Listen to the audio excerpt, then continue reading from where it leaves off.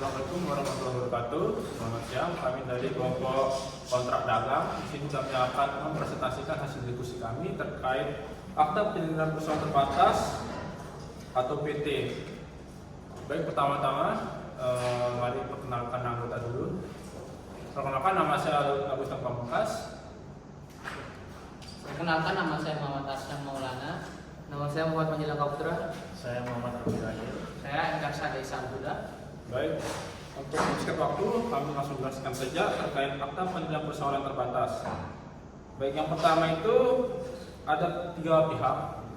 Pihak pertama bernama Budi Santoso, pihak kedua bernama Siti Aminah, dan pihak ketiga bernama Mulyono Subianto. Jadi para 3 pihak ini akan membuat akta penyelenggaraan persoalan terbatas yang bernama Sentosa Utama. Jadi para pihak secara bersama-sama berkeinginan untuk membuat suatu persoalan terbatas yang bergerak di bidang restoran di Kota Mataram yang bernama PT Sentosa Utama. Selanjutnya, untuk mencegah terjadinya perselisihan di kemudian hari, maka para pihak sepakat untuk membuat suatu perjanjian penyelenggaraan persoalan terbatas dengan ketentuan-ketentuan sebagai berikut. Yang pertama, pasal pertama, objek perjanjian. Para pihak sepakat untuk membuat suatu persoalan terbatas yang bergerak di bidang usaha restoran bernama PT Sentosa Utama. Pasal kedua, tempat kedudukan PT Sentosa Jaya.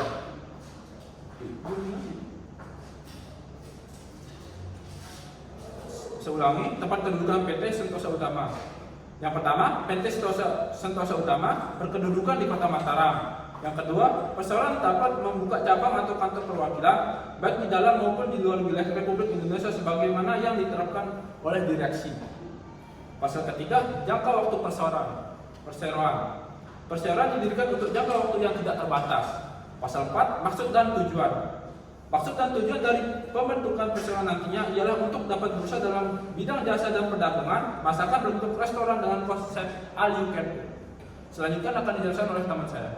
Baik, selanjutnya yaitu pasal 5 tentang modal. Yang pertama yaitu modal dasar perseroan ini adalah sebesar 1 miliar rupiah yang terbagi atas 1.000 saham, masing-masing saham bernilai nominal yaitu 1 juta rupiah. Yang kedua, dari modal dasar tersebut telah ditempatkan dan disetor penuh oleh para pendiri sebesar 300 juta rupiah dengan rincian sebagai berikut. Budi Santoso pihak pertama yaitu 100 juta rupiah, 100 sama dengan 100 lembar saham. Yang selanjutnya Siti Aminah pihak kedua 100 juta sama dengan 100 lembar saham. Yang ketiga Mulyono Subianto pihak ketiga 100 juta 100 lembar saham. Dan yang ketiga yaitu modal yang telah disetor penuh tersebut ditempatkan dalam rekening atas nama perseroan pada bank yang ditunjuk dan dibuktikan dengan bukti setoran yang sah. Pasal ke-6, saham. Pertama, saham perseroan hanya dapat dimiliki oleh warga negara Indonesia atau badan hukum Indonesia. Yang kedua, setiap saham memberikan hak yang sama kepada pemegangnya, termasuk hak suara dalam rapat umum pemegang saham dan hak atas dividen. Yang ketiga, pemindahan hak atas saham hanya dapat dilakukan dengan persetujuan direksi dan dilaporkan dalam rapat umum pemegang saham. Pasal 7, pengganti surat saham. Pertama, perseroan menerbitkan bukti kepemilikan saham sebagai pengganti surat saham yang berisi informasi mengenai jumlah dan jenis saham yang dimiliki oleh masing-masing pemegang saham. Yang kedua, bukti kepemilikan saham bersifat non-negotiable dan tidak dapat dipindah tangankan tanpa persetujuan perseroan. Pasal 8, pemindahan hak atas saham. Pertama, pemindahan hak atas saham antar pemegang saham atau kepada pihak ketiga hanya dapat dilakukan setelah mendapat persetujuan dari rapat umum pemegang saham.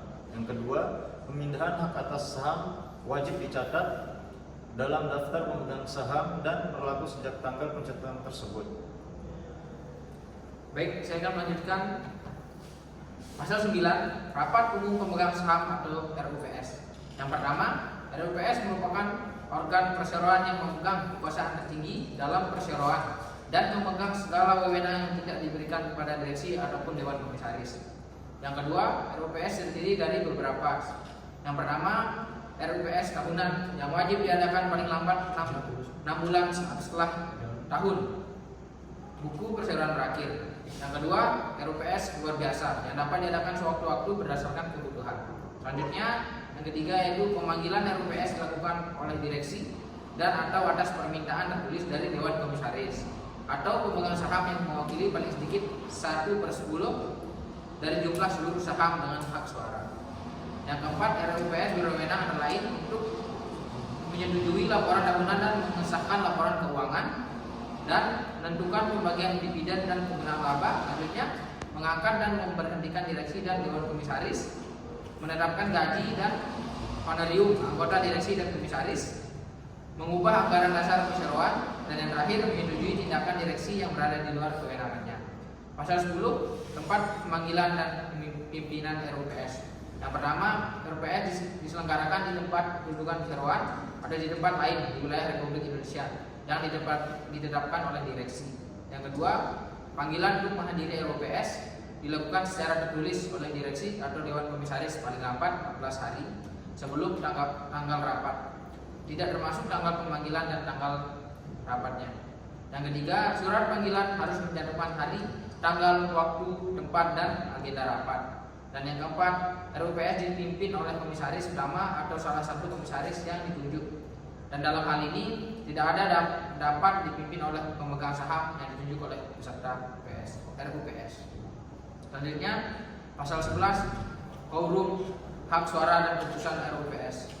Yang pertama, RUPS sah dan dapat mengambil keputusan apabila dihadirkan oleh pemegang saham atau kuasa mereka yang mewakili paling sedikit 2/3 dari jumlah seluruh saham dan hak suara.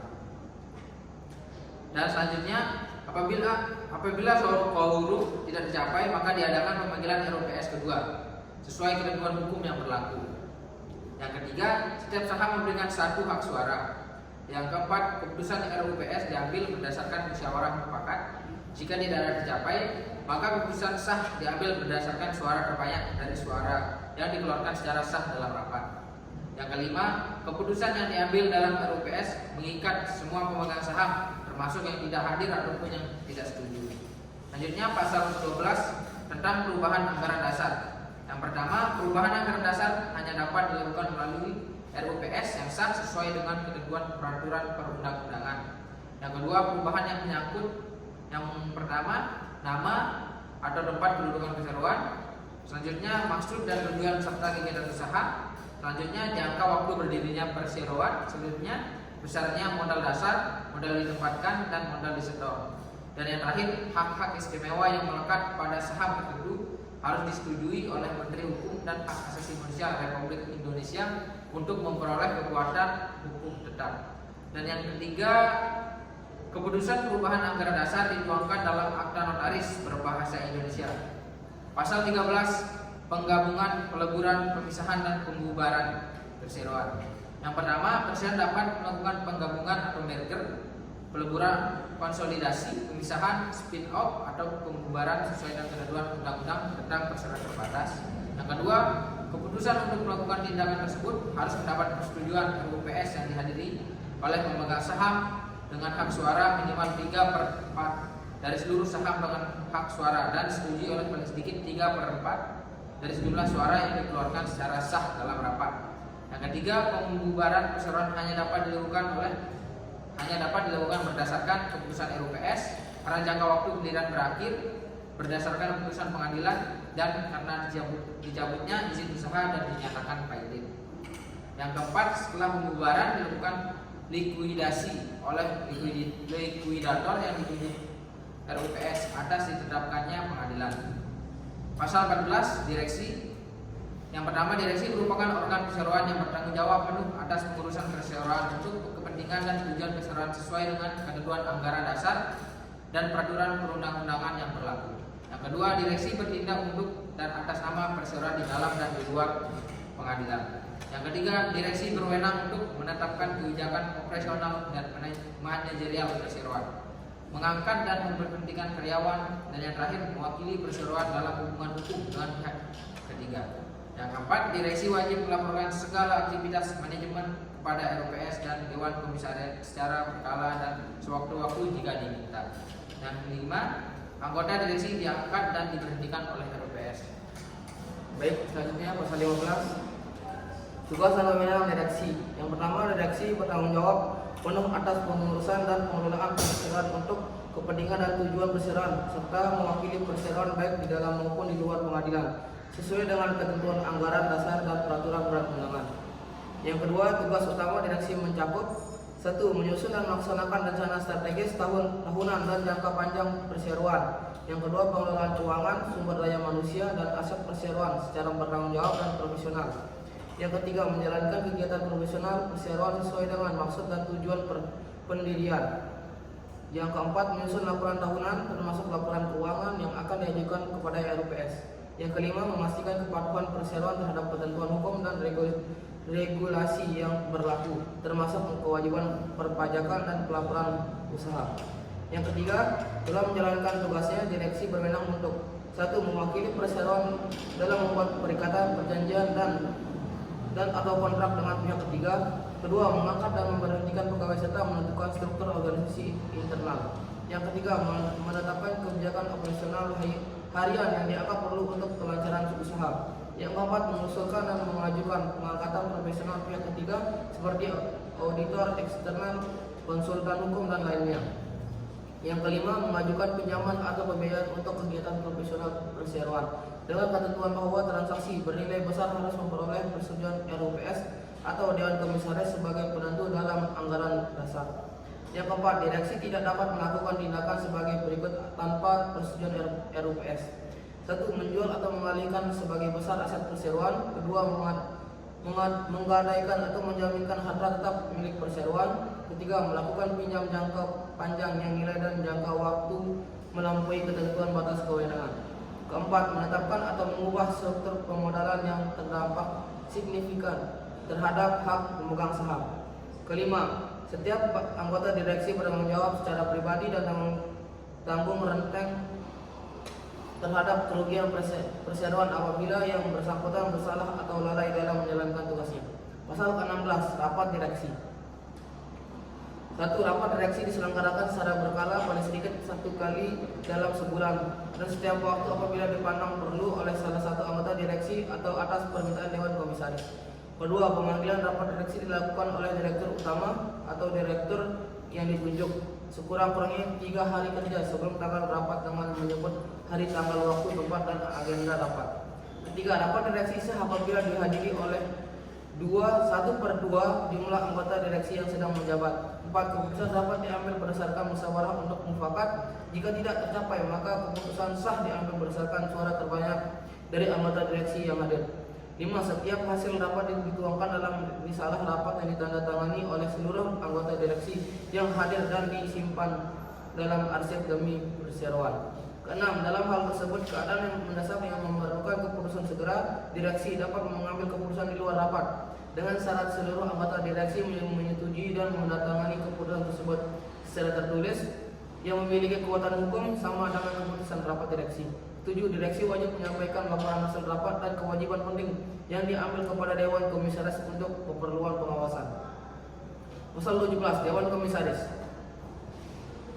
Perseroan memiliki 1 Dewan Komisaris yang bertugas melakukan pengawasan umum atau khusus terhadap kebijakan redaksi serta memberikan nasihat kepada direksi dalam menjalankan kegiatan perseroan.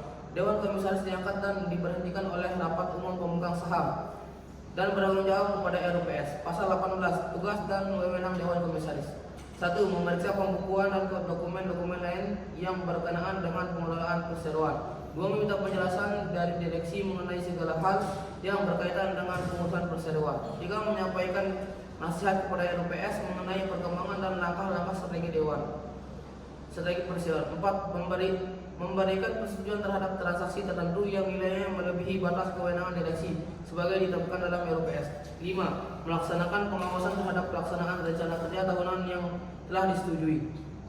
Pasal 19, Rapat Dewan Komisaris. Rapat Dewan Komisaris diselenggarakan paling sedikit sekali setiap 3 bulan atau setiap saat apabila dianggap perlu oleh komisaris. Keputusan sah apabila diambil berdasarkan musyawarah atau mayoritas suara dalam rapat yang quorum. Selanjutnya pada pasal 20 ada rencana kerja, tahunan buku dan laporan tahunan. Yang pertama yaitu rencana kerja. Di sini direksi wajib menyusun dan mengajukan rencana kerja dan anggaran tahunan perseroan kepada Dewan Komisaris untuk memperoleh persetujuan paling lambat sebelum dimulainya tahun buku yang akan datang. Yang kedua, rencana kerja tersebut memuat proyeksi kegiatan usaha dan penggunaan anggaran perseroan untuk 1 tahun mendatang. Yang kedua, tahunan buku dan laporan tahunan. Tahun buku perseroan dimulai pada tanggal 1 Januari dan berakhir pada tanggal 31 Desember setiap tahunnya. Setiap akhir tahun buku, direksi wajib menyusun laporan tahunan yang memuat laporan keuangan, laporan kegiatan perseroan, laporan pelaksanaan tanggung jawab sosial, rincian masalah yang timbul selama 1 tahun buku berjalan, laporan tugas pengawasan Dewan Komisaris, nama anggota direksi komisaris, serta yang terakhir laporan tahunan harus memperoleh pengesahan dari RUPS tahunan. Pasal 21 ada penggunaan laba dan pembagian dividen.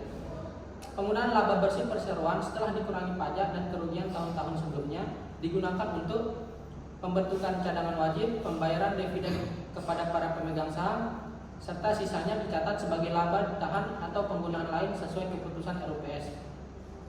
Dividen hanya dapat dibagikan apabila perseroan memiliki saldo laba ditahan yang positif dan setelah cadangan wajib terbentuk. Pembayaran dividen dilakukan dalam jangka waktu sesuai keputusan RUPS dan tata cara yang diatur oleh direksi. Pasal 22 yaitu penggunaan cadangan. Yang pertama, perseroan wajib menyisihkan jumlah tertentu dari laba bersih setiap tahun buku sebagai cadangan wajib hingga mencapai paling sedikit 20% dari jumlah modal yang telah ditempatkan dan disetor. Yang kedua, cadangan wajib tidak boleh digunakan kecuali untuk menutup kerugian perseroan yang tidak dapat ditutup dengan saldo laba ditahan. Yang ketiga, selain cadangan wajib, perseroan dapat membentuk cadangan lain atas keputusan RUPS untuk tujuan tertentu.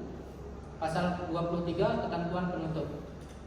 Yang pertama, hal-hal yang belum diatur dalam anggaran dasar ini akan diatur lebih lanjut sesuai ketentuan dalam Undang-Undang Nomor 40 Tahun 2007 tentang perseroan terbatas dan peraturan pelaksanaannya. Yang kedua, jika terdapat perubahan peraturan perundang-undangan yang menyebabkan ketentuan dalam anggaran dasar ini menjadi tidak sesuai, maka ketentuan tersebut akan disesuaikan berdasarkan keputusan RUPS. Dan yang ketiga, semua perselisihan yang timbul dari pelaksanaan anggaran dasar ini akan diselesaikan terlebih dahulu untuk melalui musyawarah untuk mufakat, dan apabila tidak tercapai diselesaikan melalui mekanisme hukum yang berlaku di Indonesia. Pasal 24 ada klausul adendum.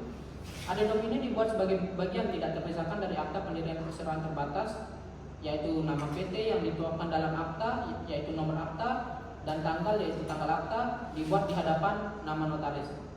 Adendum ini memuat ketentuan sebagai berikut. Yang pertama, para pendiri sepakat untuk menetapkan bahwa hak suara atas saham memiliki bobot jumlah kali suara saham biasa. Pemegang saham tertentu memiliki hak veto atas keputusan tertentu di RUPS sebagaimana yang telah diatur. Yang kedua, ketentuan dalam adendum ini akan berlaku mengikat terhadap para pihak sejak tanggal ditandatanganinya dan akan dicatatkan pada sistem administrasi AHU sesuai peraturan perundang-undangan yang berlaku.